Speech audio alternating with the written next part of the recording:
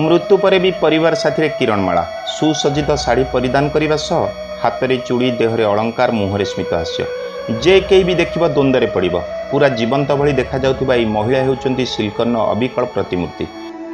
माँ को पुओ गेल करुच्ची झील सजई देउची आ पुराणा स्मृति को मन पकाई लुह आ कोहरे मुंड को आउंसुचंती हतभाग्य स्वामी प्रशांत।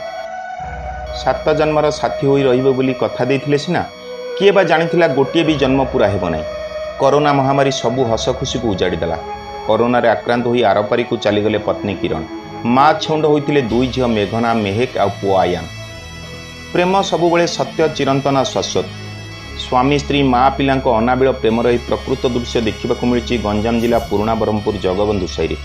किरण को अनुपस्थित में भांगी पड़ते स्वामी प्रशांत नायक। पत्नी स्मृति 8 लाख टंका व्यय सिलिकन प्रतिमूर्ति निर्माण कर पत्नी किरणमाला नाहांती सत हेले पाखरे थिला परि अनुभव हेउछि। एही मूर्ति पत्नी अनुपस्थिति को सामान्य दूरे देथिबा कहिसेंती प्रशांत। ब्रह्मपुर जगबंधु साईर व्यवसायी प्रशांत नायक 1997 मसीह किरणमाला को विवाह करथिले। कोविड समय तांका पत्नी मृत्यु होता। यापर प्रशांत संपूर्ण भांगी पड़ते। प्रशांत 2 झील मेघना मेहेक और पुओ आयान माँ को हर दुखरे गुमुरी गुमुरी कांदुथिले। पिलामाने सामाजिक गणमाध्यम सिल्कन मूर्ति देखिथिले और यही मूर्ति जीवंत देखा जाउथिबारु प्रभावित होइतिले पूरा परिवार। झील और पुओं अनुरोध क्रमे से वर्ष नवेम्बर मासरे मूर्ति तैयारी करने पे बेंगालुरु जड़े शिल्पी को जोगाजोग करथिले प्रशांत। तांका घरे पहुंची शिल्पी पुराणा फोटो मध्यरु गोटिए फोटो को चयन करथिले जहाकु से जीवंत रूप देइथिले।